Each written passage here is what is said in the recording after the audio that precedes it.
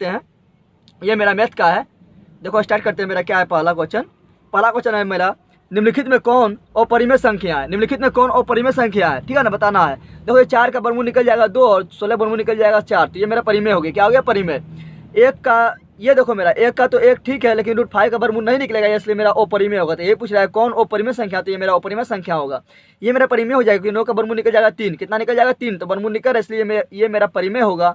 और यहाँ 9 का वर्गमूल निकल जाएगा 3, तो इसलिए मेरा परिमेय होगा। तो आंसर मेरा हुआ सी, करेक्ट। नेक्स्ट देखते हैं दोस्त, अल्फा इंटू बीटा, अल्फा और बीटा बहुपद इतना का शून्यक है, तो 1/α + 1/β। ये काफ़ी फेमस क्वेश्चन है, चलो इसको सोल्यूशन करते हैं। देखो क्या पूछ रहा है, 1/α और 1/β, इसका पूछ रहा है क्या होगा।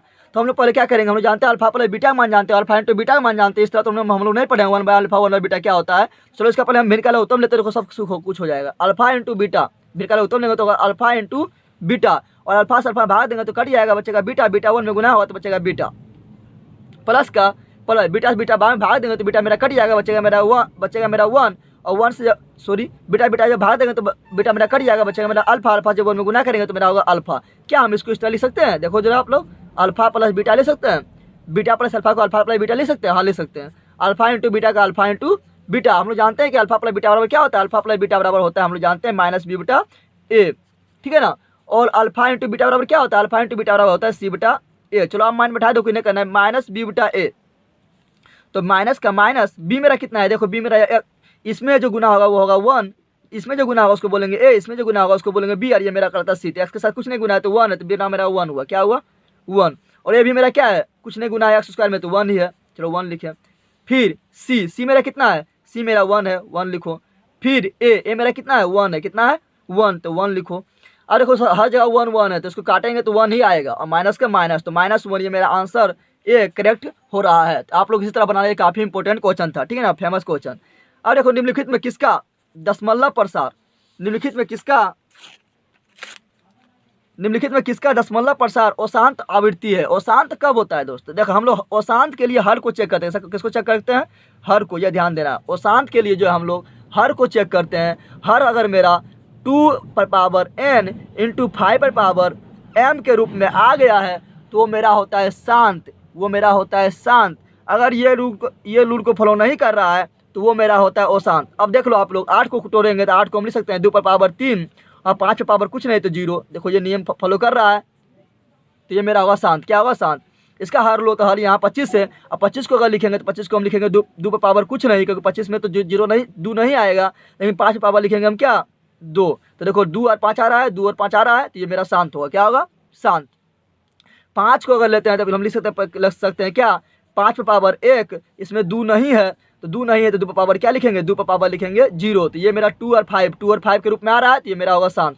नहीं 12 का आप लोग लिखने की कोशिश करो, तो 12 को आप लोग लिखिएगा 2 × 3 × 4, तो इसमें 2 तो आया है, लेकिन कहीं 5 आया है, देखो 5 कहीं नहीं आया है, इसलिए ये मेरा, और 5 आ भी जाता, लेकिन इसमें यहाँ पर 3 और 4 आ गया है, लेकिन 5 आना चाहिए, इसलिए ये मेरा होगा अशांत। क्या होगा, अशांत। तो ये मेरा होगा अशांत। आप लोग शायद 6 जान चुके होंगे कि शांत और अशांत पहचानने का नियम। अगर ये 2 और 5 के रूप में आया तो शांत, और नहीं आए तो 2 और 5 के रूप में नहीं आए, और 2 और 5 के रूप में आ जाए, लेकिन अगर कोई और संख्या उसमें इन कर जाए तो मेरा होगा अशांत। क्या होगा, अशांत। ठीक है ना, इतना याद रखना है। अगला देखते हैं π/4। अब सिंपल सी बात है दोस्त, हम लोग जानते हैं पाई क्या है, अपरिमेय, तो 4 से डिवाइड कर दो फिर भी वो अपरिमेय रहेगा, क्योंकि आप लोग जानते हैं अगर मान लो √3 मेरा क्या है, अपरिमेय, तो अगर इसमें हम 4 से भाग भी दे रहे तो क्या मेरा ये अपरिमेय ही होगा, क्योंकि 3 का वर्गमूल तो नहीं निकल रहा है। उसी प्रकार मेरा पाई क्या है, अपरिमेय, तो 4 से डिवाइड करेंगे फिर भी मेरा क्या होगा, अपरिमेय। क्या होगा, अपरिमेय। नेक्स्ट देखते हैं समांतर श्रेणी का सारवंतर। सारवंतर यानी 2 लगातार पदों का अंतर, सारवंतर यानी 2 लगातार पदों का अंतर। तो 2 लगातार पदों का अंतर बोलते हैं डी। तो देख लो घटा कर 2 लगातार पर 5/3 में से अगर हम 1/3 माइनस करेंगे तो 3 का LCM 3 होगा, 5 में 1 जाएगा, कितना बचेगा 4, 4/3, कितना बचेगा 4/3। इसका आंसर होगा मेरा करेक्ट बी। नेक्स्ट देखते हैं सभी समबाहु त्रिभुज। समबाहु त्रिभुज चाहे बड़ा हो या छोटा हो, सभी समबाहु समबाहु त्रिभुज किस होता है, जिसका तीनों भुजा आपस में बराबर हो, ठीक है ना। सभी समबाहु त्रिभुज सर्वांगसम तो नहीं होगा, सर्वांगसम में सब भुजा बराबर होना चाहिए। समरूप मतलब क्या आता है, रूप समान। तो देखो सबका रूप समान है, चाहे बड़ा हो या छोटा हो, तो सभी समबाहु त्रिभुज समरूप होता है, सर्वांगसम नहीं, समरूप होता है। क्या होता है, समरूप। इतना याद रखना आप लोग को। किसी समबाहु त्रिभुज ABC में यदि AD लंब BC, तो आप लोग को अगर बनाए होंगे तो ये क्वेश्चन आप लोग को फंसाया होगा। चलो हम बनाते हैं ये क्वेश्चन कैसे बनता है। देखो क्या है यहाँ पे, यदि किसी समबाहु त्रिभुज दिया हुआ, समबाहु त्रिभुज चलो बनाते हैं एक मेरा हम, तो समबाहु त्रिभुज बना देते हैं। ये मेरा क्या है, समबाहु त्रिभुज ABC। अब इसमें क्या बोल रहा है क्वेश्चन में, यदि AD लंब BC, A से खींचो D और वो क्या है, लंब है BC पर, क्या है, BC पर लंब है। अब देखो क्या पूछ रहा है, तो पूछ रहा है AD बराबर क्या होगा। तो दोस्त यहाँ सिंपल बता, लंब मेरा क्या होता है, ऊंचाई होता है, और ये मेरा क्या है, समबाहु त्रिभुज है। समबाहु त्रिभुज की ऊंचाई क्या होता है, तो सूत्र जानते हैं, समबाहु त्रिभुज का ऊंचाई होता है √3/2 गुना भुजा, √3/2 गुना भुजा, और समबाहु त्रिभुज का क्षेत्रफल होता है √3/4 गुना भुजा स्क्वायर। ये भी याद रखना है। अच्छा इसमें मान बैठा दो। तो अब यहाँ ध्यान देना दोस्त, यहाँ भुजा कौन सा लिया गया है, भुजा मेरा सिर्फ यहाँ पर AB लिया गया है, तो हम भी AB ही लेंगे, ठीक है ना, क्योंकि तीनों भुजा बराबर है। तो यहाँ पर जो लिया गया उसी को चेक करते हैं। तो यहाँ भुजा लो AB, क्या लेते हैं, AB, तो √3/2 इंटू AB, अब AD का AD। अब हम क्या करते हैं, हम ऐसा करते हैं, ये जो 2 को इधर लाते हैं, तो क्या हो जाएगा मेरा 2AD बराबर √3AB। क्या ये मेरा ऑप्शन में दिया हुआ है, तो देखो ये मेरा ऑप्शन में स्क्वायर के फॉर्म में, ऑप्शन मेरा स्क्वायर के फॉर्म में, तो इसका स्क्वायर दोनों तरफ स्क्वायर करते हैं, दोनों तरफ स्क्वायर करेंगे तो ये मेरा 2 दूनी 4 होगा, AD का AD स्क्वायर होगा, और √3 का स्क्वायर करेंगे तो बरमूल खत्म हो जाएगा, और AB का AB स्क्वायर। अब देखो कहाँ पर ये मेरा मिलता है, तो 3 गो AB स्क्वायर बराबर 4 गो AD स्क्वायर, तो 3 गो AB स्क्वायर बराबर 4 AD स्क्वायर, ये मेरा मिल रहा है। तो आंसर D होगा करेक्ट। आप लोग देख लें किस तरह इसका सोल्यूशन किया है, देख लें, दिखाई दे दिया है। चलो नेक्स्ट देखते हैं। नेक्स्ट मेरा बोल रहा है क्या दोस्त, नेक्स्ट मेरा बोल रहा है किसी यदि सब इतना का मूल वास्तविक और समान हो तो के का मान बताना है। हम लोग जानते हैं क्या, जब D बराबर बड़ा होता है 0 से तो मूल होता है वास्तविक तथा ओ समान, जब D बराबर होता है 0 तो मूल होता है वास्तविक तथा समान, और जब D छोटा हो जाए 0 से तो मूल होता है ओ वास्तविक, जिसको काल्पनिक बोलते हैं, और ओ समान, और इसका जो है मूल संभव नहीं होता है, इसका मूल निकालना संभव या इसका मान निकालना संभव नहीं होता है। चलो तो हम लोग को बात किसके बारे में कर रहा है, बात कर रहा है किसके बारे में, वास्तविक तथा ओ समान, तो वास्तविक तथा ओ समान मेरा ये होता है, ठीक है ना। तो D के बराबर में हम अगर मेरा D बड़ा होगा 0 से तो वो बड़ा होता है वास्तविक तथा ओ समान, तो D बराबर हम जानते होता है B² - 4AC। D बराबर क्या होता है, B² - 4AC बड़ा होना चाहिए 0 से। चलो मान बैठा दो, तो B मेरा कितना है, B मेरा यहाँ पर 4 है, तो 4 का स्क्वायर 16 होगा, -4 का 4, A मेरा स्क्वायर में क्या गुना है, 1 है, तो 1 2, और C मेरा क्या है, K, तो यहाँ K लिखो, गुना K बराबर 0। ऐसा करते हैं इसको, 4 × 1 4 होगा, अब 4 गुना K करेंगे तो 4K होगा, 4K को हम बराबर K पर लाएंगे तो मेरा क्या आएगा, प्लस में 4K होगा, क्या होगा, प्लस में 4K, और K का मान ज्ञात करना है। तो K का मान ज्ञात करने के लिए क्या करेंगे, 4 को इधर लाएंगे तो 4 से 16 में भाग देंगे तो नीचे आएगा, तो भाग हो जाएगा, तो बचेगा 4, कितना बचेगा, 4। और सॉरी यहाँ ध्यान देना, यहाँ पर मेरा गलती हुआ है, यहाँ पर मेरा ग्रेटर देन है, तो ग्रेटर देन यूज करना है। अब देखो ये ऑप्शन मेरा कहाँ आ रहा है, 4 बड़ा होना चाहिए K से, तो देखो 4 बड़ा है K से, 4 की तरफ मुँह खुला है, 4 की तरफ मुँह खुला है, ठीक है ना, तो मेरा ये मिल रहा है, तो ये मेरा B करेक्ट होगा। नेक्स्ट देखते हैं, देख लो सॉल्यूशन आप लोग, ठीक है। चलो आप देखते हैं नेक्स्ट मेरा है दोस्त, नेक्स्ट मेरा क्या है, देखो यदि AP और AQ केंद्र O वाले किसी वृत्त पर 2 स्पर्शरेखा है तो प्रकार है, तो कोण POQ बराबर 110 डिग्री, तो इतना बताना है। देखो पहले आप लोग को बनाओ वृत्त, चलो वृत्त बना दिया ना, ऐसे केंद्र बोल रहा है O, ये मान लो मेरा केंद्र है O। अब क्या बोल रहा है, देख ध्यान देना, यहाँ बोल रहा है यदि AP और AQ केंद्र O वाले किसी वृत्त पर 2 स्पर्शरेखा, तो सिंपल सी बात है। अब यहाँ पर हम बिंदु जो लेंगे वो P ना लेना, A लेना है, क्योंकि A से खींचेंगे तो इधर होगा मेरा AP, और इधर होगा मेरा, ये मेरा हुआ AP, और इधर एक इधर खींचो, ये मेरा हुआ AQ, क्या हुआ, AQ। हम जानते हैं कि बाह्य बिंदु से 2 स्पर्शरेखा खींच सकते हैं बाह्य वृत्त पर, तो वो हो गया। अब क्या बोल रहा है, कोण POQ बराबर 110 डिग्री, PO मिला दिए और Q तीनों मिला दिए, तो ये मेरा जो हो रहा है ये कितना हो रहा है, 110 डिग्री। या ध्यान से आप लोग को समझना है, 110 डिग्री। अब देखो यहाँ ध्यान देना है कि ये मेरा क्या है, ये 1 भुजा, 2 भुजा, 3 भुजा, 4 भुजा, ये मेरा चतुर्भुज का निर्माण कर रहा है। क्या कर रहा है, चतुर्भुज का निर्माण। और चतुर्भुज में हम लोग जानते हैं कि चारों कोनों का योगफल 360 डिग्री होता है। कोई भी चतुर्भुज हो, चारों कोनों का योगफल 360 डिग्री होता है। और हम लोग ये भी जानते हैं कि स्पर्श रेखा और त्रिज्या आपस में लंब होता है, तो ये मेरा होगा 90 डिग्री। कितना होगा, 90 डिग्री। फिर स्पर्श रेखा ये है, जो त्रिज्या है, एक दूसरे पर लंब होता है, तो ये मेरा होगा 90 डिग्री। तो देखो ये 90 तो ये दोनों 180 पूरा लिया है। अब सिंपल सी बात है कि ये दोनों भी 180 होगा, तब ना 360 पूरेगा, तो ये 110 है, तो कितना होना चाहिए, 70। कितना होना चाहिए, 70। तो 110 और 70 180, और 90 90 180 360 हो गया है। जब ये 180 पूरा ले तो ये दोनों भी 180 चाहिए, तो ये मेरा 110 और 70 कितना होगा 180, तो ये कोण मेरा होगा 70 डिग्री, तो कोण पी ए क्यू मेरा होगा 70 डिग्री। ठीक है, तो नेक्स्ट देखते हैं। नेक्स्ट मेरा क्या बोल रहा है, के के किस मान के लिए समीकरण इतना इतना का अद्वितीय हल होगा। अद्वितीय हल का पहले शर्त क्या है आप लोग समझ ले। अद्वितीय हल मतलब केवल एक हल, और केवल एक हल होता है तो उसको बोलते हैं हम विरोधी समीकरण। क्या बोलते हैं, ओ विरोधी समीकरण। उसका शर्त होता है a1/a2 नहीं बराबर हो b1/b2 का, ये शर्त है। चलो इसमें बैठा दो। a1 का मान, ए मेरा क्या है यहाँ पर k है तो k दिए, और यहाँ पर a1 क्या है मेरा 6 है तो 6 दिए, a2 मेरा 6 है तो 6 दिए, बराबर नहीं है। b1 में कितना है, ये तो मेरा a हो गया, तो ये मेरा होगा b, क्या होगा b, और तो इसमें क्या गुना है, कुछ नहीं गुना है तो -1 गुना है तो -1 दो, और यहाँ पर मेरा b क्या है -2, कितना है -2।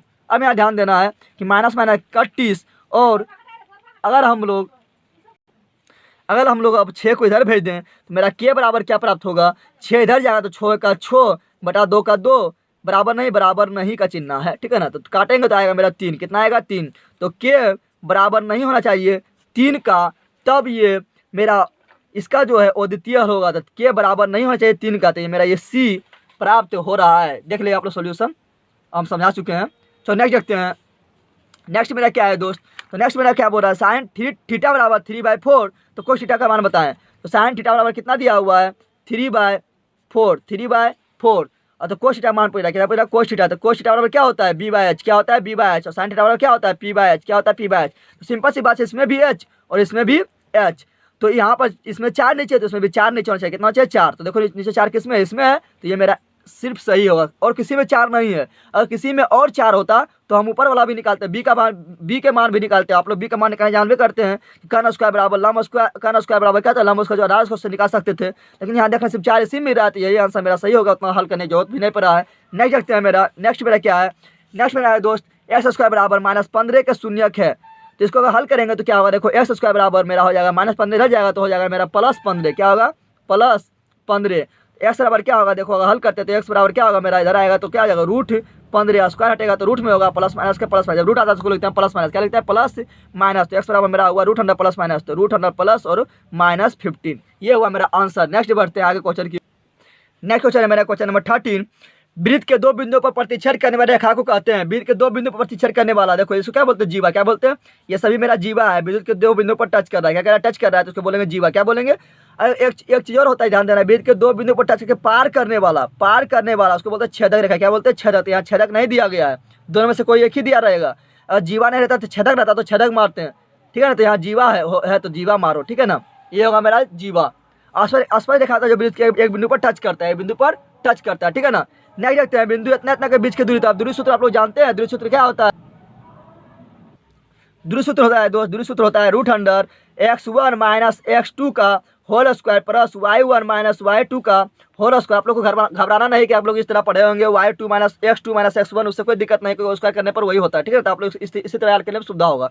चलो देखो x1 - x2, x1 मेरा क्या है 4, 4 में से 1 घटाएंगे, x1 - x2 4 में से 1 गया तो कितना बचा 3, 3 का स्क्वायर और √100 का √100 प्लस का प्लस y1 - y2, पिछला y होता है तो 3 में से 1 घटाएंगे तो कितना होगा, घटा तो है फिर घटाएंगे तो जुट जाएगा, तो 3 कितना होगा 4 और 4 का स्क्वायर, 3 × 9 और 4 से 16, 3 × 9 416 और रूट का रूट 25 आएगा, 25 के बाद रूट कितना होता है 5, कितना होता है 5, तो होगा यहाँ पर मेरा 5 इकाई, ठीक है। सॉल्यूशन देख लो आप लोग, सॉल्यूशन नहीं देखते हैं। नेक्स्ट मेरा क्या है दोस्त, नेक्स्ट मेरा है आधार की त्रिज्या दिया हुआ है, त्रिज्या ऊंचाई दिया हुआ है, तो शंकु का वक्र क्षेत्रफल पूछ रहा है, क्या पूछ रहा है वक्र क्षेत्रफल। इसका देखते कैसे बनाना है आप लोग को। इसका देखो दोस्त, वक्र क्षेत्रफल होता है πr/l, शंकु का वक्र क्षेत्रफल होता है πr/l, तो पाई का मान तो हम लोग जानते हैं क्या होता है 22/7, कितना होता है 22/7, और आर का भी मान आप लोग को पता है, आर का मान क्या होता है, आर का मान यहाँ दिया हुआ है, कितना दिया 7 लिख दे यहाँ पर, और एल का मान लेकिन पता नहीं है, एल का मान हम लोग को पता नहीं है, आप लोग देख सकते हैं एल का मान हम लोग को पता नहीं है, ठीक है ना, एल का मान पता नहीं है ना, तो एल का मान कैसे निकालेंगे, तो एल का मान निकालेंगे कैसे हम जानते हैं, एल बराबर क्या होता है, एल उसका बराबर होता है एल उसका बराबर होता है r² प्लस h², लंब स्क्वायर प्लस आधार स्क्वायर होता है, तो इसका स्क्वायर करेंगे तो 10 दाएं कितना होगा, 10 दाएं होगा मेरा 100 और 7 यहाँ होगा 49, तो इसको अथी करेंगे तो होगा मेरा 149। सॉरी दोस्त, यहाँ तिर्यक ऊंचाई दिया हुआ है, सॉरी पढ़ने में थोड़ा दिक्कत हुआ था, देख नहीं पाए हैं। तिर्यक ऊंचाई यहाँ दिया हुआ, तिर्यक ऊंचाई को बोलते हैं एल, क्या बोलते हैं, तो एल तो मेरा दिया हुआ है 10 दिया हुआ, कितना दिया 10, तो काटो 7 खत्म, 22 दूनी 10 कितना होगा 220, 220। तो 220 मेरा क्या पर है, देखो 220 मेरा यहाँ पर है। उत्तेजक नहीं देखे थे, ऊंचाई सिर्फ देखने, इसलिए हम एल निकालने लगे थे। चलो नेक्स्ट देखते हैं। 2 3 1 5 6, 2 3 1 5 2 6 का माध्यक क्या है। माध्यक निकालने के लिए क्या करते हैं दोस्त, माध्यक निकालने पहले हम जो संख्या दिया हुआ, जो आंकड़ा दिया उसको से आते हैं, सजा दो इसको, पहले बढ़ते क्रम में से आते हैं, ठीक है ना। बढ़ते घटते कोई भी से आ सकते हैं, तो हम बढ़ते क्रम में से आते हैं, बढ़ते क्रम में इजी पड़ता है। तो सजाओ 1, फिर मेरा 2, फिर 2, उसके बाद फिर मेरा 3, फिर मेरा क्या है 3 के बाद क्या आएगा 5, 5 के बाद आएगा 6। अब हम देखो तो माध्यक किसको कहते हैं, हमें ऑब्जेक्टिव मार रहा है, ठीक है, यहाँ सूत्र लगाने को जरूरत ही नहीं है, हम लोग फटाक से आंसर देंगे। तो माध्यक बोलते हैं जो बीच में आए, कौन आए बीच में, तो बीच में देखो मेरा 2 ठो आ रहा है, ये दोनों आ रहा है बीच में, आ रहा है ना, इधर से भी 2 नंबर में ये, इधर से 2 नंबर में ये, तो दोनों बीच में आ रहा है। लेकिन हमको बीच में खोना है, एकदम बीच में खोना है, तो ये दोनों बीच में कौन आएगा, ये दोनों बीच में यहाँ पर कौन आएगा, यहाँ पर मेरा आएगा 2.5, कितना आएगा 2.5। तो इसका आंसर होगा 2.5। तो माध्यक निकालना होगा तो बीच में खोना है, क्या खोना है बीच में। अगर मान लो ये 6 मेरा नहीं होता तो बीच में कौन आ रहा है, देखो ये मेरा बीच में आता है, मेरा ये 2 क्या आता है, ये 2 मेरा बीच में आ जाता है, क्योंकि इधर से भी 2 गो, इधर से 2 गो, तो बीच में मेरा यही आ रहा है, तो मेरा होता है आंसर 2, ठीक है ना। तो इसका आंसर होगा 2.5। सो नेक्स्ट देखते हैं। 8 त्रिज्या वाले अर्धगोलक आयतन होता है, अर्धगोलक आयतन हम लोग पढ़े होंगे, क्या था 2/3 पाई क्यू, देखो 2/3 pi Q, answer C is correct. Next देखते हैं। ये मेरा क्या है, ये मेरा कुछ नहीं है, पाई आर स्क्वायर एच होता था, ये मेरा होता बेलन का आयतन होता है, लेकिन यहाँ पाई क्यू एच है, ठीक है ना। ये मेरा 1/3 पाई स्क्वायर से मेरा यह शंकु का आयतन है, किसका, ये मेरा गोला का आयतन है, 4/3 पाई क्यू मेरा गोला का आयतन है, ठीक है। नेक्स्ट देखते हैं। निम्नलिखित में कौन सी घटना का प्रायिकता नहीं हो सकता, प्रायिकता का घटना का कौन नहीं हो सकता, ध्यान देना है आप लोग को, ध्यान दो यहाँ पर। प्रायिकता कौन नहीं हो सकता है, प्रायिकता कौन नहीं हो सकता है, कोई प्रायिकता जो मान होता है 0 से बराबर या 0 से बड़ा और 1 से छोटा या 1 के बराबर, ये हम काफ़ी बार बता चुके हैं। तो देखो यहाँ पर जो 1 और 0 के बीच में आएगा वो तो प्रायिकता होगा ही, 0 भी होगा 1 भी होगा, 1 और 0 के जो बीच में आएगा वो तो प्रायिकता होगा ही, और जो इससे बाहर होगा वो प्रायिकता नहीं होगा, यानी जो 0 छोटा है वो बाहर हो जाएगा तो प्रायिकता नहीं होगा, 1 से अगर बड़ा है तो वो इससे बाहर हो जाएगा तो प्रायिकता नहीं होगा। तो देखो 1/3, 3 से 1 में भाग देंगे तो मेरा 0 1 के बीच में आएगा, क्योंकि 1 से छोटा आएगा तो ये मेरा होगा। 0.6 मेरा 1 से छोटा है तो ये मेरा प्रायिकता होगा। माइनस में देखो ये माइनस से चल गया, तो 0 जब माइनस वाला संख्या जो होता है वो मेरा 0 छोटा होता है, माइनस वाला 0 छोटा होता है, तो ये मेरा असंभव है, क्या है असंभव प्रायिकता है। 20% का मतलब क्या हुआ, 100% का मतलब 1, तो 20% का मतलब 100 से 20% सॉरी 100% का मतलब 1, तो 20% मतलब 1 से कम, तो 1 से कम में आएगा, क्या आएगा 1 से कम होगा, ठीक है ना। तो ये तो मेरा हो जाएगा, लेकिन ये माइनस वाला नहीं होगा, यानी 1 से बड़ा नहीं होगा और माइनस वाला यानी 0 छोटा नहीं होगा, इतना याद आप लोग को याद रखना है। बिंदु 4 - 7 किस पाद में, तो देखो आगे क्या है 4 में क्या है प्लस, क्या है प्लस, और पीछे क्या है माइनस, 7 में क्या है माइनस, तो प्लस माइनस किस में आता है जल्दी बताओ, प्लस माइनस किस में आता है चतुर्थ पाद में। पहला पद में दोनों प्लस होता है, दूसरा पाद में क्या होता है माइनस प्लस चिन्ह होता है, माइनस प्लस, तीसरा में होता है मेरा माइनस माइनस, और चौथा में होता है प्लस माइनस। तो प्लस माइनस देखो ये इसमें प्लस माइनस था, ठीक है ना, तो मेरा चतुर्थ पाद होगा। नेक्स्ट देखते हैं। 20वां पद पूछता है दोस्त, 20वां पद क्या होता है, आप लोग पद निकालने जान चुके हैं, 20वां पद क्या होगा। तो 20वां पद आप लोग जानते हैं क्या है, T20 बराबर क्या होगा a + n - 1 × d। चलो इसमें बैठा तो मान निकल जाएगा। तो देखो एक मेरा कितना है यहाँ पर, a मेरा कितना है 10, कितना है 10, दो प्लस का प्लस दिए, n - 1, n मेरा कितना है 10, 10 नहीं बोल रहा है, सॉरी 20 बोल रहा है ना, तो 20 बोल रहा है, तो 20 में से यहाँ n के यहाँ पर रखेंगे 20, 20 में से एक जगह बचेगा 19, कितना बचेगा 19। और d देख लो, d यानी 2 लगातार पदों का अंतर, d यानी 2 लगातार पदों का अंतर। तो d मेरा कितना है देखो 7 में से 10 जाएगा, बचेगा मेरा -3, कितना बचेगा, हमेशा इधर से इधर घटाना है, ठीक है ना। तो -3 आएगा, देख लेना आप लोग, तो -3, तो यहाँ -3 हो जाएगा। 19 कितना होगा 57, कितना होगा माइनस में 57 और 10, जब 10 में 57 जोड़ेंगे तो मेरा कितना आएगा माइनस में 47। तो देखो ये मेरा डी करेक्ट है, यहाँ माइनस में 47, ठीक है ना। चलो नेक्स्ट देखते हैं, आप लोग देख लो सोल्यूशन देख ले आप लोग। चलो नेक्स्ट देखते हैं।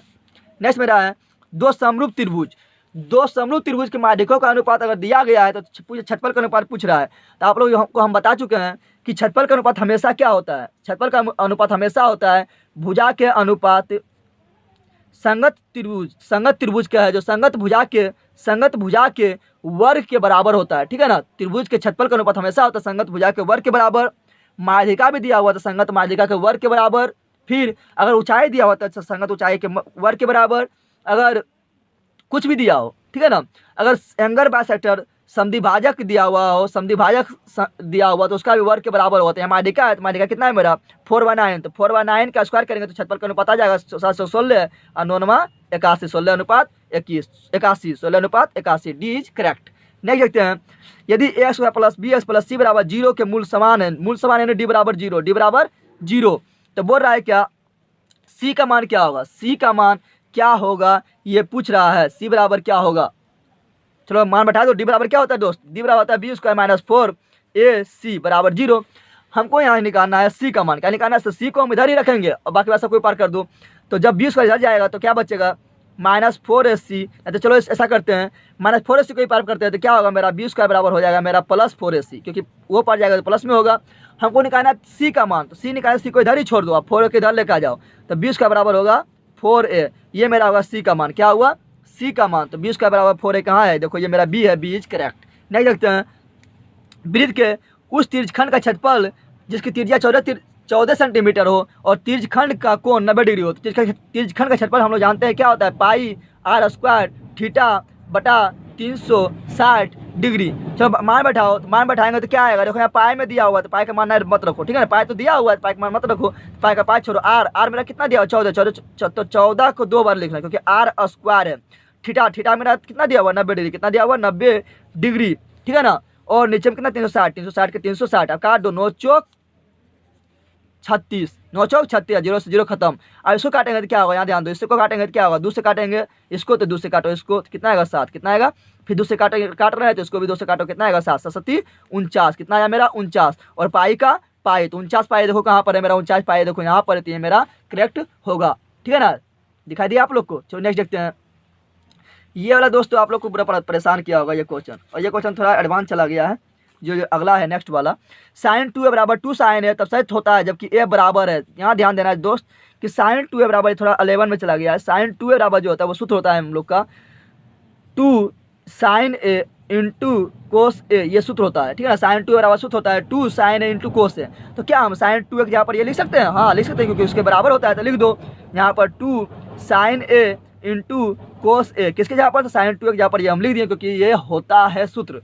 अब यहाँ पर बराबर का बराबर और 2 sin a का 2 sin a लिख दिए, 2 sin a इधर भी मेरा, 2 sin a इधर भी मेरा कट जाएगा, तो कोस से बराबर मेरा बचेगा, कोस से बराबर इधर कुछ नहीं बच रहा तो बच रहा है 1। क्या बच रहा है 1, बताओ कोस कितना डिग्री मान 1 होता है, बता सकते हैं आप लोग, तो कोस कितना डिग्री मान 1 होता है, तो कोस 90 डिग्री, सॉरी कोस 0 डिग्री मान 1 होता है, कोस 0 डिग्री का मान 1 होता है। अब देखो कोस खत्म हो जाएगा तो ये बराबर मेरा बच रहा है 0 डिग्री, क्या बच रहा है 0 डिग्री, तो ये बराबर मेरा होगा 0 डिग्री, ठीक है। आप लोग सोल्यूशन इसका अच्छा ही देख लें।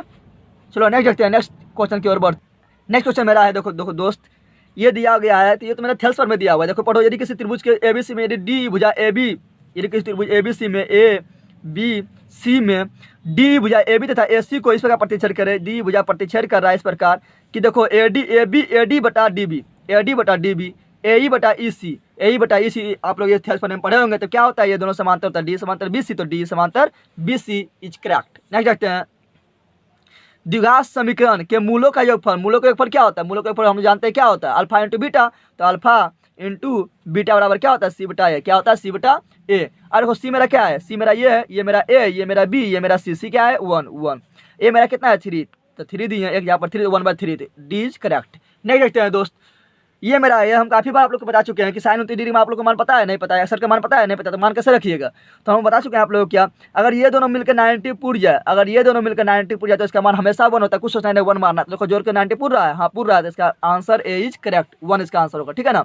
नेक्स्ट देखते हैं, बिंदु -7 4 और बिंदु इतना इतना को मिलाने वाला रेखाखंड मध्य बिंदु, क्या बोल रहा है मध्य बिंदु, मध्य बिंदु क्या होता है, मध्य बिंदु वाला सूत्र होता है x बराबर होता है x1 जोड़ x2 बटा 2 और y बराबर होता है y1 जोड़ y2 बटा 2, ये होता है। तो x1 जोड़ x2, x में क्या है -7 और जोड़ -3, तो -7 जोड़ -3 करेंगे तो -10 होगा बटा 2 का बटा 2, फिर y1 जोड़ y2, तो y1 यहाँ कितना है 4, पीछे वाला y होता है 4 और 2 कितना होगा 6, कितना होगा, और 2 का 2 काट दो तो इसका आएगा -5 और इसका आएगा 3, तो -5 और 3 आ रहा है, क्या आ रहा है -5 और 3, देखो -5 और 3 मेरा क्या है, ये वाला answer B is correct. Next देखते हैं, नेक्स्ट क्वेश्चन देखते हैं हम 29 नंबर क्वेश्चन, त्रिभुज ABC समरूप त्रिभुज DF, दोनों समरूप दिया हुआ है कि दो त्रिभुज मेरा है ए, देख लो यहाँ आप लोग, दो त्रिभुज है मेरा ABC और एक त्रिभुज है DEF, दोनों क्या है समरूप, क्या है समरूप, और यहाँ दिया गया है क्या मेरा कोण ए बराबर 57 डिग्री, ये मेरा 57 डिग्री है, और कोण ई बराबर 63 डिग्री, ये मेरा 63 डिग्री है। तो पूछ रहा है मेरा कोण सी का मान, इसका मान पूछ रहा है। तो आप लोग समरूप का मतलब आप लोग जानते हैं क्या है, समरूप का मतलब होता है कि दोनों त्रिभुज का कोण समान। तो 29 नंबर में है त्रिभुज ABC या त्रिभुज DF क्या है समरूप है। तो हम इस तरह जब पिक्चर बनाए हैं तो समरूप में क्या होता है, समरूप तब होता है जब त्रिभुज, दोनों त्रिभुज के संगत कोण समान हो और संगत भुजा अनुपातिक हो। तो ये मेरा 57 डिग्री दिया हुआ है और ये मेरा 60 डिग्री दिया हुआ है। तो ये दोनों समरूप का मतलब है क्या, ये 57 तो ये भी मेरा 57 होगा, सिंपल सी बात है। और ये जब मेरा 60 है तो ये कोण भी ये कोण भी मेरा कितना चाहिए, 60 होना चाहिए। कितना होना चाहिए, 60, क्योंकि समरूप है, ठीक है ना। अब हम जब कोण सी का बात पूछ रहे हैं, कोण सी कितना होगा, तो कोण सी निकालते हैं तो त्रिभुज के तीनों कोणों का योग कितना होता है, 180 होता है। तो उसमें ये 60 है, उसमें ये 57, तो ये कितना होगा, तो ये तीनों जोड़ना पर 180 आना चाहिए। कितना आना चाहिए, 180। अब हम जोड़ के देखते हैं, जब माइनस करेंगे ये दोनों 180 माइनस करेंगे तो 60 और 57 होता है मेरा 117। 117 जब 180 माइनस करेंगे तो मेरा आएगा 63 डिग्री। 63 इसमें नहीं दिया हुआ लेकिन 63 होगा, ठीक है ना, क्योंकि संगत कोण बराबर थी, ये 60 तो ये भी 60 होना चाहिए, ठीक है ना। तो ये 63 आया, कौन सी 63 आया, तो ये भी मेरा 63 होगा। तो पूछ रहा है कौन सी का पूछ रहा था, कौन सी मेरा हुआ 63 डिग्री, नहीं दिया हुआ। अब हम 30 नंबर का बात करें। 30 नंबर क्वेश्चन जो काफ़ी बड़ा है, इस तरह क्वेश्चन ऑब्जेक्टिव में नहीं पूछना चाहिए। इसको हम समझाएंगे तो काफ़ी टाइम लग जाएगा, समझाएंगे इसको हम ज़्यादा नहीं, ठीक है, क्योंकि ये ऑब्जेक्टिव को हम बना रहा सोचना। इसका सोल्यूशन आप लोग देख लें, 30 नंबर का सोल्यूशन शायद आप लोग को दिखाई दे रहा है। हमने क्या किया, पहले 1 से टोटल में पूरा गुना कर दिए, फिर 10 ऐसे टोटल में गुना किए तो इतना आया, फिर सेक ऐसे में पूरा गुना किए तो इतना आया, ठीक है। और जब काटे तो देखो काटेंगे यहाँ पर तो क्या होगा, कोसेक ऐसे मेरा सेक कट रहा है, कोसेक ऐसे मेरा कोसेक कट रहा है, और 1 1 यहाँ लिख दिए, और कोट और 10 को अगर हम फिर तोड़ेंगे तो 1/1 ये होगा साइन है बटा कोस है बटा साइन है, और ये होगा मेरा साइन है बटा कोस है, और उसका जब भिन्न का जोड़ करेंगे तो ये प्राप्त होगा। और सेक कोसेक लिख दिए हैं, आप लोग को दिखाई दे रहा है। और फिर जब इसको जोड़ेंगे तो 2 आएगा, और यहाँ पर इसका साइन स्क्वायर है प्लस कोस स्क्वायर है बराबर 1 होता है, तो 1 ऊपर 1 हो जाएगा, और 1 बटा कोस है सेक है, 1 बटा साइन है कोसेक है, और जो लिखा हुआ है ये वाला यहाँ पर हर जगह लिख दिए। अब देखो ये माइनस में ये प्लस में मेरा 31 हो जाएगा, बचेगा क्या मेरा 1 1 2, ये सिर्फ मेरा 2 बच रहा है, दिखाई दे रहा है आप लोग को 2 बच रहा है, तो ये 2 मेरा क्या होगा आंसर। लेकिन इस तरह क्वेश्चन ऑब्जेक्टिव में नहीं पूछेगा, ये काफ़ी लॉन्ग हो गया है। इस तरह क्वेश्चन आप लोग को सोल्यूशन आप लोग देख लें, देखो हाँ अब दिखाई दे रहा है पूरा, ठीक है। नेक्स्ट क्वेश्चन देखते हैं। नेक्स्ट क्वेश्चन मेरा है, किसी बिंदु की y अक्ष से दूरी उस बिंदु की कहलाती है। यहाँ ध्यान देने वाला, इसमें स्टूडेंट काफ़ी गलती करता है। किसी बिंदु की y अक्ष से दूरी, y अक्ष से दूरी का जब बात करें तो y अक्ष से दूरी उस बिंदु के, y अक्ष का बात करेगा तो उसका कहलाएगा x निर्देशांक, x अक्ष से बात करेगा तो कहलाएगा y निर्देशांक। ध्यान देना है, तो यहाँ पर y अक्ष से बात कर रहा है तो कहलाएगा x निर्देशांक। क्या कहलाएगा, x निर्देशांक। एक चीज़ और ध्यान देना है आप लोग को, अगर x अक्ष पर बोलेगा तो x 0 नहीं होगा, x ही रहेगा, y 0 हो जाएगा, समझ रहा है ना। x अक्ष पर y निर्देशांक 0, और y अक्ष पर बोलेगा तो y 0 नहीं होगा, x 0 हो जाएगा। यानी जो बोल रहा है वो कभी 0 नहीं होगा, जिसके बारे में नहीं बोल रहा वो 0 होगा। तो पूछेगा y अक्ष पर x का निर्देशांक क्या होगा, तो 0। x अक्ष पर पूछेगा y का निर्देशांक क्या होगा, तो 0, समझ रहे। x जिस x की बात करेगा तो y 0, y की बात करेगा तो x 0। x अक्ष से दूरी पूछेगा तो y निर्देशांक, और y अक्ष से दूरी पूछेगा तो x निर्देशांक। इतना ध्यान देना आप लोगों को। नेक्स्ट देखते हैं, बिंदु इतना को मिलाने वाला रेखाखंड y जिस अनुपात में बांटती है हुआ है। यहाँ ध्यान देना दो आप लोग, मान लो y अक्ष पर इसको y अक्ष बांट रहा है, किसको कौन बांट रहा है, y अक्ष। तो y अक्ष बांट रहा है तो y 0 नहीं होगा, y मेरा y होगा और x मेरा क्या हो जाएगा 0, क्या हो जाएगा 0। अब देखो यहाँ पर हम लोग को 0 यही मेरा हथियार है, इसी से निकालेंगे। तो चलो हम लोग जानते हैं सूत्र, क्या जानते हैं, बिंदु दिया हुआ है -4 और फिर 1 -2। अब यहाँ ध्यान देने वाला बात क्या है, x मेरा क्या है 0, तो हम लोग x निकालेंगे, मान निकल जाएगा। तो मान लो वो m अनुपात n में विभाजित कर रहा है, इसको हम करेंगे m अनुपात n करेंगे तो m क्या होता है, जैसे गुना होता है mx2 तो m गुना 1 m, nx1 तो n गुना x करेंगे तो -4 n हो जाएगा, बराबर क्या होता है m जोड़ n, क्या होता है m जोड़ n। और ये मेरा x का मान है, क्योंकि mx2 nx1 जोड़ m जोड़ n, तो ये मेरा x का मान है, तो x मेरा कितना दिया हुआ है 0, कितना दिया हुआ है जीरो, यहाँ जीरो लिख देते हैं। अब जब इधर जैसे ही जाएगा ये गुना होगा तो मेरा क्या होगा, टोटल हो जाएगा जीरो, और m बराबर m माइनस 4n बराबर प्राप्त होगा जीरो, यही प्राप्त होगा। अब हम इसको क्या करते हैं, m को ऊपर माइनस 4n को ऊपर ले जाते हैं, तो m बराबर मेरा प्राप्त होगा 4n। अब हमको m अनुपात n पता करना है, क्योंकि किस अनुपात में ये बांट रहा है ये पता करना है। तो हम क्या करते हैं, n को ये साइड लेकर आते हैं, n को ये साइड लेकर आएंगे। तो जैसे ही n को ये साइड लेकर आएंगे तो मेरा n इधर जैसे ही आएगा तो बच जाएगा मेरा 4, और नीचे कुछ नहीं तो क्या है 1, क्या है 1। तो मेरा आ रहा है m अनुपात n, m अनुपात n आ रहा है 4 अनुपात 1, 4:1। आप लोग सोल्यूशन देख लें, तो 4:1 मेरा कहाँ पर है, यहाँ पर है। Answer B is correct. नहीं देखते हैं 10a का व्युत्क्रम, 10a का व्युत्क्रम है, तो 10a का व्युत्क्रम क्या होगा, सिंपल सी बात है, 10a का व्युत्क्रम होता है कोटे, सब जानता है।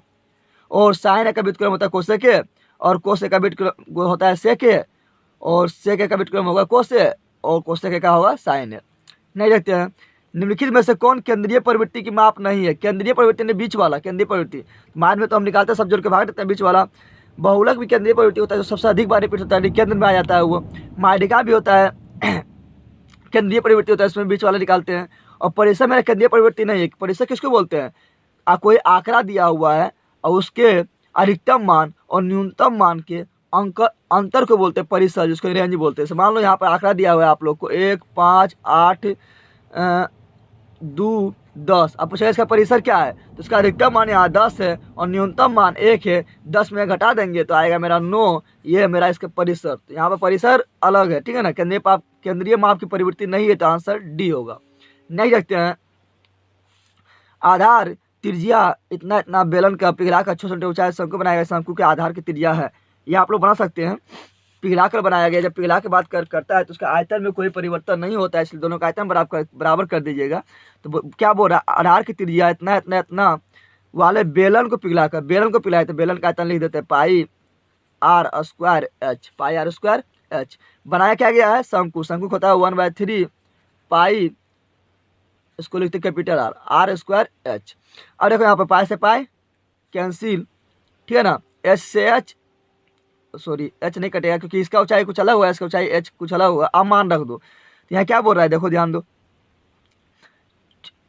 त्रिज्या 8, त्रिज्या पर 8 रखेंगे तो 64 होगा, और ऊंचाई 2, ऊंचाई के जहाँ पर 2 रख रहे हैं, और 1/3 का 1/3 पाई तो मेरा कट गया आर, इसका आर मेरा कितना दिया हुआ है, देखो 6 सेंटीमीटर ऊंचाई वाले शंकु बनाया गया है, आर नहीं दिया गया, ऊंचाई दिया गया, आर को छोड़ दो, ऊंचाई दिया गया कितना अच्छे। अब हम लोग को क्या ध्यान देना है, ये 3 इधर आएगा तो क्या गुना हो जाएगा, तो हो जाएगा 64 गुना 2 गुना 3, और ये 6 इधर आएगा तो होगा भाग में बराबर आर स्क्वायर। काट दो, 3 दूनी 6, ऐसे 2 से काटेंगे तो मेरा आएगा इधर 32, और 32 दूनी कितना हो रहा है 64, 32 दूनी मेरा हो रहा है 64, आर स्क्वायर बराबर हो गया 64। आर बराबर क्या होगा, तो बरमूल उसका हो जाएगा 64 का, और 64 का आर बरमूल आएगा 8, तो आर बराबर मेरा आ रहा है 8, आर बराबर कितना आ रहा है 8। ये होगा मेरा क्या, ये होगा मेरा शंकु का त्रिज्या, जो पिघला कर प्राप्त हुआ वो होगा शंकु का त्रिज्या 8। आप लोग इसका सॉल्यूशन देख लें। नहीं देखते हैं अब हम नेक्स्ट मेरा क्या बोल रहा है, 36 नंबर आप लोग ध्यान दें। 36 नंबर मेरा बोल रहा है इतना इतना माइनस कोट स्क्वायर है बराबर क्या होगा। इसमें क्या करेंगे, 12 जैसे ही कॉमन लेंगे, 12 जैसे ही कॉमन लेंगे तो मेरा आएगा cosec square minus cot square है, cosec square minus cot square A बराबर होता है 1, और 1 से जैसे 12 में गुना होगा, क्योंकि 12 कॉमन लिए तो 12 में गुना होता है, आंसर होगा 12। यानी इस तरह जब कोई क्वेश्चन आएगा 9 रहेगा तो 9 हो जाता है आंसर, 12 होता है तो 12 होता है आंसर, 5 रहेगा तो 5 आंसर होगा। समझ रहा है ना, क्योंकि कॉमन लेने पर वो प्राप्त होगा उसका, फिर जो कॉमन के अंदर जो प्राप्त हो रहा है उसका मान 1 होता है, 1 से गुना होने पर वही प्राप्त हो जाता है। अब क्या है मेरा, एक निश्चित घटना प्रायिकता होती है, एक निश्चित घटना की प्रायिकता होती है। तो निश्चित घटना प्रायिकता याद रखना, निश्चित घटना प्रायिकता बोले तो 1 और निश्चित घटना प्रायिकता बोले तो 0। अब प्रायिकता जो वेरी करता है, प्रायिकता होता है मेरा कहाँ से कहाँ तक, प्रायिकता होता है मेरा 0 से बड़ा या बराबर और 1 से छोटा या 1 के बराबर। तो अधिकतम मान पूछे तो 1, न्यूनतम मान पूछे तो 0, ठीक है ना। निश्चित घटना प्रायिकता पूछे तो 1 और निश्चित घटना प्रायिकता पूछते तो 0। अगर 1 से बड़ा होगा प्रायिकता मान तो वो प्रायिकता संभव होगा, और 0 छोटा होगा प्रायिकता मान तो प्रायिकता न्यूनतम होगा। इतना बात आप लोग को ध्यान रखना है, जितना चीज बताइए काफी इंपॉर्टेंट है, ठीक है ना। इससे क्वेश्चन फिक्स है। नेक्स्ट ध्यान देना है, यदि एक मीनार के पास से 200 मीटर दूर स्थित बिंदु पर मीनार की उन्नयन को 60 डिग्री है तो मीनार की ऊंचाई बताना है। देखो यहाँ पर क्या बोल रहा है, मीनार, चलो मीनार बना देते हैं, मीनार बना दिए। बोल रहा है कि 60 डिग्री, 60 डिग्री बना दिए, यूनियन को 60 डिग्री। पास से कितना दूरी है, 200 मीटर, कितना दूरी है, 200 मीटर बना दिया। ध्यान दो यहाँ पर हम, ये मेरा क्या दिया हुआ है, ये मेरा आधार होगा इसका बगल में, और ये मेरा क्या होगा, लंब। तो लंब आधार किस में आता है, पी और बी किस में आता है, 10 में। तो 10 लगा दो, सिंपल सी बात है, 10 60 डिग्री बराबर क्या होगा, पी बाई बी।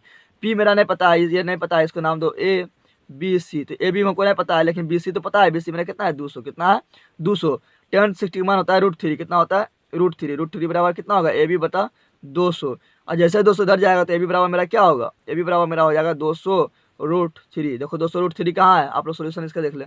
200√3 कहाँ है, 200√3 मेरा यहाँ पर है बी, तो आंसर बी इज करेक्ट। नहीं देखते हैं, यदि एक बिंदु P से O केंद्र वाले किसी वृत्त पर पी ए पी बी स्पर्श रेखा है, पी ए पी बी क्या है मेरा, स्पर्श रेखा है, तो और उसके बीच 80 डिग्री कोण बनता है, पर झुकी है, दोनों 180 डिग्री कोण पर झुकी है, तो बताना है कौन पी ओ का माप। अब देखो कि क्या बोल रहा है यहाँ पर, बोल रहा है एक मेरा वृत्त है और उसका केंद्र क्या है, मेरा O है, उसका केंद्र क्या है, O है।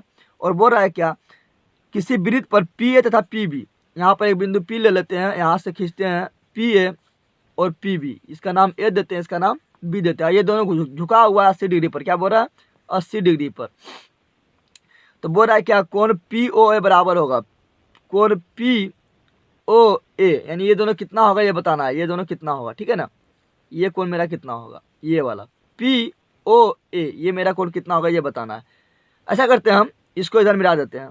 देखो यहाँ चार भुजा हो रहा है, कितना भुजा हो रहा है, 4 भुजा, 1 2 3 4, और चार भुजा भी हम तुम्हें बताते पीछे ही बताते कितना होता है, 4 भुजा चतुर्भुज। चतुर्भुज के कोई भी चतुर्भुज का चारों कोना का योग 60 होता है। तो ये तो मेरा यहाँ 90 डिग्री बनाएगा, और स्पर्श रेखा त्रिज्या भी 90 डिग्री, स्पर्श रेखा त्रिज्या के बीच 90 डिग्री बनता है, 90 90 180 हो गया। तो ये दोनों मिलकर भी 180 होना चाहिए, ठीक है ना। तो जब मेरा ये 80 है तो ये मेरा कितना होगा, ये मेरा 100 होना चाहिए, तब नहीं 180 होगा। और ये जो रेखा है, ये दोनों आपस में आर एच, दोनों समकोण त्रिभुज है, तो आर एच एस से ये दोनों त्रिभुज समरूप हो जाएगा, ठीक है ना। और समरूप होने पर कौन क्या होता है, संगत कौन समान हो जाता है। तो ये मेरा 100 है, 2 भाग में बट जाएगा, 50 इधर हो जाएगा, 50 इधर हो जाएगा। तो ये पूछ रहा है ए ओ पी का माप पूछ रहा है, ए ओ पी मेरा होगा 50 डिग्री, कितना होगा 50 डिग्री। तो ये मेरा डी इज करेक्ट। नहीं देखते हैं, ये क्या बोल रहा है, 10 90 81, हमको क्या 99 का मान पता है, नहीं पता है, 81 का मान पता है, नहीं पता है। तो देखो ये दोनों के जुटने के बाद अगर 90 पूर जाएगा तो इसका मान 1 होगा। इस तरह हम काफ़ी बता चुके हैं। हाँ, ये दोनों जुटने के बाद 90 पूर रहा है तो इसका मान 1 होगा। चलो इसका मान तो हो गया मेरा 1। अब 10 60 के मान तो हमको पता है, 10 60 का मान कितना होता है, √3 होता है। तो 1 में जब √3 गुना होगा, इसका मान तो 1 हो गया, 1 में जब √3 गुना होगा तो √3 होगा। तो answer C is correct. Next देखते हैं, नेक्स्ट मेरा क्या है, निम्नलिखित में कौन द्विघात बहुपद है जिसका शून्यक दिया हुआ है, यानी अल्फा शून्यक, अल्फा बीटा होता है, तो अल्फा का मान दिया है 5 और बीटा मान दिया है -3। तो बताना है द्विघात बहुपद। द्विघात बहुपद का सूत्र आप लोग जानते होंगे, शायद आप लोग भूल भी गए होंगे, 9 में पढ़े होंगे।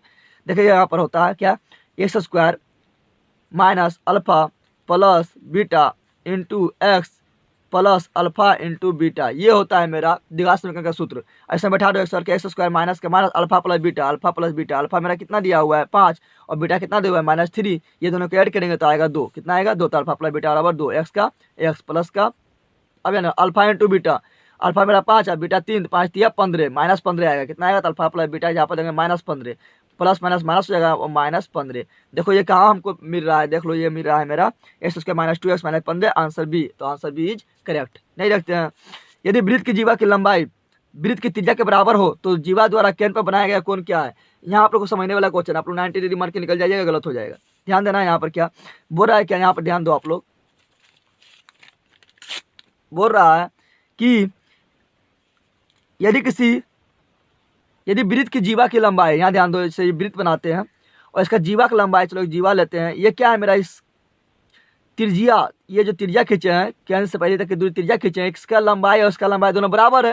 तो सिंपल सी बात, इधर हम मिलाएंगे तो ये भी मेरा त्रिज्या है, तो ये भी बराबर, ये त्रिज्या तो ये बराबर है, दिया हुआ ये बराबर, तो ये तीनों बराबर हो गया, जीवा त्रिज्या के बराबर, और ये दोनों मेरा त्रिज्या है, तो त्रिज्या होने के कारण ये दोनों बराबर है, ये दिया हुआ है दोनों बराबर। तो इस तरह मेरा तीनों बराबर हो गया, तीनों बराबर, तो ये क्या बनाएगा, समबाहु त्रिभुज बनेगा। समबाहु त्रिभुज का प्रत्येक कोण कितना 60 डिग्री होता है, 60 डिग्री होता है। तो यही पूछ रहा है यहाँ पर, बताएं कि केंद्र पर बनाया कोण कितना होता है, प्रत्येक कोण 60 डिग्री, तो केंद्र पर 60 डिग्री बनाएगा, कितना बनाएगा 60 डिग्री।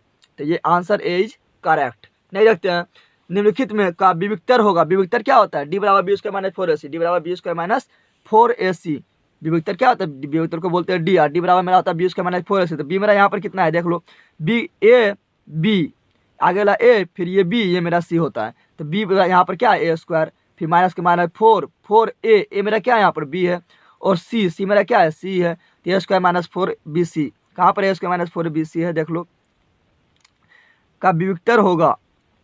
तो ए स्क्वायर माइनस 4bc कहीं नहीं दिया गया है, ए स्क्वायर माइनस 4ac यहाँ बी होना चाहिए। हाँ, अगर यहाँ पर ये ए यहाँ रहता और बी यहाँ रहता तो ये मेरा डी बराबर होता है बी स्क्वायर माइनस 4ac, तो मेरा ये करेक्ट हो जाता। लेकिन यहाँ पर उल्टा दिया हुआ है इसलिए मेरा ये होगा, ठीक है ना। नेक्स्ट देखते हैं, समांतर श्रेणी के प्रथम 24 पदों का योग क्या होगा। प्रथम 24 पदों का योग पूछ रहा है कितना होगा। तो आप लोग पदों का योगफल तो आप लोग जानते हैं कैसे निकालते हैं, कैसे निकालते हैं, एस एन बराबर n/2 2a plus n-1 into D, सी पर निकालते हैं। तो 24 पर पूछ रहा था, n के यहाँ पर 24 आएगा, 24 में 2 से भाग देंगे तो कितना आएगा 12, और 2a, ए मेरा प्रथम पद है, ए कितना है 5, तो 5 दूनी 10, प्लस के प्लस n-1, n कितना है 24, 24 में से एक जाकर कितना बचेगा 23, और डी यानी कितना बढ़ रहा है, कितना सार्व अंतर, दो पदों के बीच कितना सार्व अंतर है, तो 8 5 कितना सार्व अंतर है, 3 का अंतर है। तो 8 में 5 जाएगा, 3 का अंतर है ना, 3 लिख दिए। अब यहाँ क्या करते हैं, 12 के 12 और 10 का 10, 23 गुना 3 करेंगे कितना आएगा 69, और जोड़ देंगे इसमें तो कितना होगा 79, और 12 से इसमें गुना करो, तो जब 12 से आप लोग गुना करिएगा तो 9 दूनी 18, तो आप लोग का आएगा 948, गुना करके देख लीजिएगा, क्योंकि देखो 9 दूनी 18, लास्ट में 8 आ रहा है, तो सिंपल सी बात है 8 से भी में 948 आएगा, ठीक है।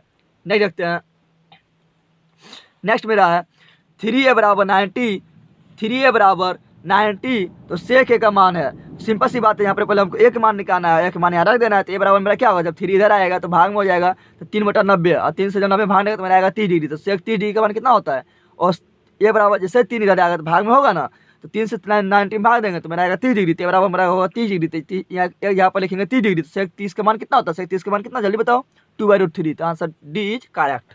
नहीं देखते हैं, दो क्रमिक सम संख्या का महत्व समावर्तक होगा। दो क्रमिक सम संख्या बोल रहा है, सम संख्या, यहाँ पर विषम बोलता तो 1 होता है इसका, लेकिन सम बोल दिया, क्या बोल दिया सम। जैसे हम 2 लिए तो इसका क्रमिक मतलब लगातार, तो 2 के बाद सम संख्या क्या आएगा 4 आएगा, ये दोनों महत्व निकालेंगे तो 2 आएगा। अगर हम 4 लेते हैं इसके बाद तुरंत जस्ट क्या आएगा 6 आएगा, ये दोनों महत्व निकालेंगे 2 आएगा। अगर हम 8 लेते हैं इसके 10 जस्ट बाद क्या आएगा सम संख्या 10 आएगा, इसके महत्व साथ निकालेंगे 2 आएगा, यानी 2 होता है, कितना होता है 2। तो answer A is correct. Next देखते हैं, इसका मान पूछ रहा है, तो इसका मान अभी हम लोग जानते हैं। 48 का मान पता है, नहीं पता है। 42 का मान पता है, नहीं पता है, नहीं पता है ना। अब देखो यहाँ पर क्या करना है, यहाँ ध्यान देना है, क्या यहाँ जोड़ नहीं है, यहाँ ध्यान दो कि दोनों जोड़ने पर तो 90 आ रहा है, लेकिन यहाँ पर जोड़ नहीं है, बीच में जोड़ है क्या, नहीं है, घटा है। तो जोड़ रहता है तो इसका मान 1 होता है, लेकिन यहाँ पे क्या है घटा है, क्या है घटा है, सॉरी ये गुना होता तो 1 होता, ठीक है ना, भाग या गुना होता तो 1 होता, लेकिन ये घटा है। जब इसको हम एक कोई मान बदलेंगे, इसको या इसको किसी को बदलेंगे तो दोनों सेम टू सेम मिल जाएगा, और घटा है तो घट जाएगा, आंसर आएगा बी। क्या आएगा बी, किसी को बदल दीजिएगा आप, ठीक है ना, साइन 90 माइनस ए या कोस 90 माइनस ए, इससे बदल दीजिएगा, ठीक है ना। नेक्स्ट देखते हैं हम लोग, नेक्स्ट मेरा 28 नंबर क्वेश्चन क्या है। 28 नंबर मेरा क्वेश्चन है, यदि त्रिभुज एबीसी का शीर्षों का नियामक इतना इतना इतना त्रिभुज एबीसी का क्षेत्रफल ज्ञात करता है। आप लोग त्रिभुज का क्षेत्रफल तो आप लोग जानते हैं, इस पर इसको निकालिए, थोड़ा लंबा होगा, इससे तो कोई निम्नलिखित नहीं पूछेगा इतना हार्ड, लेकिन चलो 2018 का आप लोग सेट देखिए कि किस तरह निम्नलिखित हार्ड पूछ दिया गया है, ठीक है ना। तो ये भी जान सकते हो त्रिभुज का क्षेत्रफल क्या होता है, 1/2 x 1 y2 माइनस y3, फिर plus x2 y3 minus y1, फिर plus x3 y1 minus y2, ये होता है। इस पर आप लोग निकालिएगा, निकल जाएगा, ठीक है ना। नेक्स्ट मेरा है cos theta into sine tan theta बराबर क्या होगा। तो कोस थीटा का कोस थीटा लिखो, टेन थीटा बराबर होता है साइन थीटा बटा कोस थीटा, और कोस थीटा खत्म हो जाएगा, बचेगा मेरा क्या साइन थीटा। तो sine theta is correct. Next मेरा है, यदि दो वृत्त एक दूसरे के अंतः स्पर्श करती है, यदि दो वृत्त एक दूसरे को अंतः स्पर्श करती है तो उभयनिष्ठ स्पर्शरेखा होगी। अंतः स्पर्श करती है, अंतः, ठीक है ना। अब यहाँ ध्यान दो, ऐसे ये है मेरा है वृत्त, और अंतर अंदर से, और एक वृत्त मेरा ये है, और अंदर से स्पर्श कर रहे हैं। कहाँ से कर रहे हैं, अंदर से, यहाँ से स्पर्श कर रहे हैं, अंदर से, देखो अंदर से कर रहे हैं ना। तो कितना स्पर्श रेखा, तो इस दोनों पर एक साथ एक स्पर्श रेखा खींची जा सकती है, एक साथ दोनों पर एक स्पर्श रेखा, सिर्फ एक ही संभव है। तो इसका आंसर होगा 1, क्योंकि उभयनिष्ठ बोला है तो 1, उभयनिष्ठ नहीं बोलता तो कितना हो जाता। अब यहाँ ध्यान दो, जब बाह्य स्पर्श करेगा, बाह्य स्पर्श करेगा तो एक स्पर्श रेखा यहाँ पर खिंचाएगा, देख लो, जब बाय स्पर्श करेगा इस तरह तो एक स्पर्शरेखा यहाँ खिंचाएगा, एक स्पर्शरेखा इधर खिंचाएगा वनिष्ठ, और एक स्पर्शरेखा इधर खिंचाएगा वनिष्ठ। तो बाय स्पर्श करेगा तो 3 और अंदर स्पर्श करेगा तो 1, ये भी ध्यान देना है, ठीक है ना। और बाय बिंदु से वृत्त पर कितनी स्पर्शरेखा खींची जा सकती है? 2, और अंदर बिंदु से एक भी नहीं, और बिंदु नहीं दिया हुआ है, सिर्फ ऐसे ही बोले कि वृत्त पर कितनी स्पर्शरेखा खींची जा सकती है, तो अनंत। इतना आप लोग को ध्यान देना है, ठीक है ना, ये काफ़ी इंपॉर्टेंट पॉइंट है। तो इस तरह मेरा खत्म हुआ सेशन। अब हम लेकर आएंगे मॉडल सेट 4 लेते आएंगे। अगर आप लोग को अच्छा लगा है तो आप लोग कमेंट जरूर करें और बताएं वीडियो आप लोग कैसा लगा, जरूर बताएं वीडियो आप लोग कैसा लगा। अपने दोस्त पर जल्दी से 21 तारीख से पहले आप लोग जल्दी जल्दी शेयर कर दें, जिससे कि वो भी कुछ लाभ प्राप्त कर सके। ये आप लोग को सिर्फ सेट नहीं बनवा रहा है, ये आप लोग को पूरा बुक रिवीजन हो रहा है। मान लो ये आपका मैथ का क्विक रिवीजन वीडियो है, ठीक है ना। चलो आज इतना ही रखते हैं। थैंक्स।